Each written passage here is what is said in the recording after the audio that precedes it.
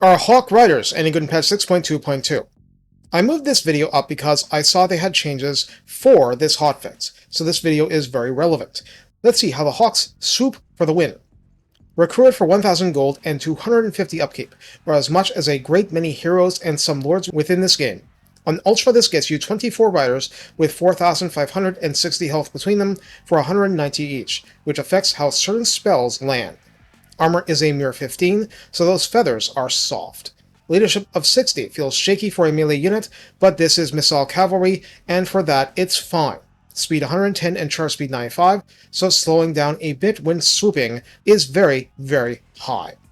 Melee attack begins at 32, hardly awful, attack interval of 4 seconds, the standard value. Splash target size is medium, so they'll splash Empire Knights on down but nothing larger, and max targets thus splashed being damaged is 4. Now keep in mind Ogre units damage 3 max, and anything better than an Ogre Bulls unit will be a 16 entity unit. For better or worse, this unit spreads the pain around.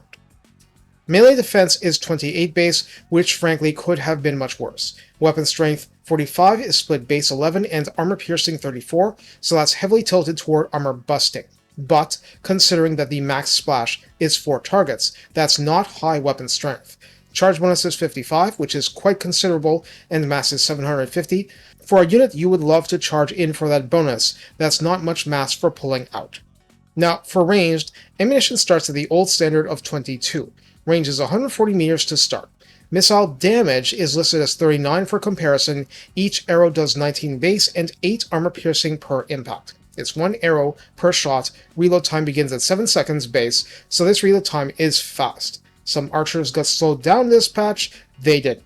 Oh, if you're wondering, the patch raised melee attack up from 30, melee defense up from 24, and charge bonus up from 46. So I was right to expect worse before. So total accuracy starts at the standard 20, improving with unit rank. Calibration distance 70 meters, means extra inaccurate past that range. Calibration area 1.5, meaning the shots are pretty tight by default, considering the firing platform, and there is no multi-target penetration.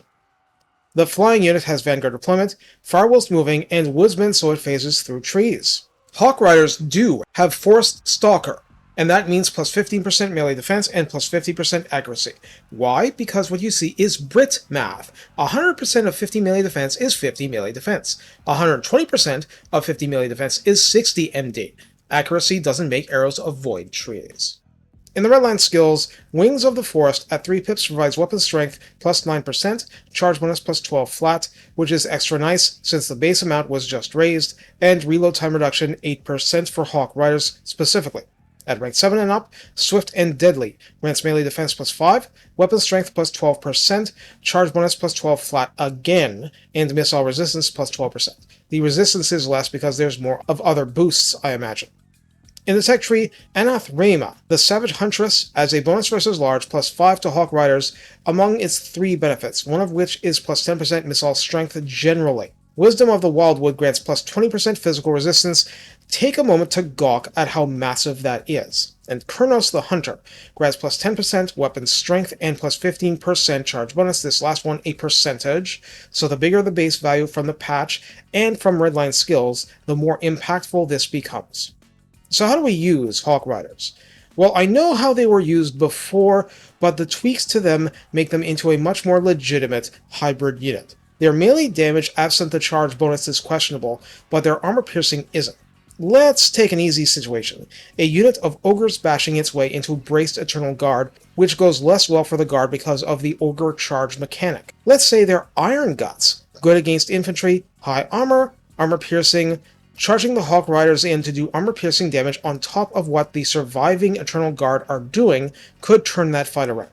Alone, the Hawk Riders assuredly would not be enough, but piling onto an existing unit, using speed 110 to get where they need to go ASAP, makes them more legit, and also lets you choose where Shield of Thorns might be applicable also. The problem, obviously, is that they're paper thin for armor, and on top of that, they're going to front load a lot of damage, but that also means they'll run out of ammo disgustingly fast. I don't want to complain too loudly about this. Front loading has its place, and the simple fact is, this is not the kind of unit you want trading with foot archers. No, you want them acting as decoys, bait, and grinding down enemy units, even more armored ones, because 8 AP per arrow isn't shabby. You then want to swoop down from above and tear things apart. For all my complaining about the weapon's strength against blobs, where you should not want this unit, those talons are going to be fantastic at shredding Empire Knights. It's just worth your while to make sure they're not doing it alone.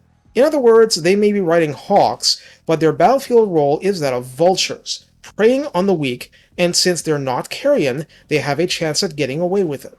Take care and have fun treating enemy horsemen like field mice.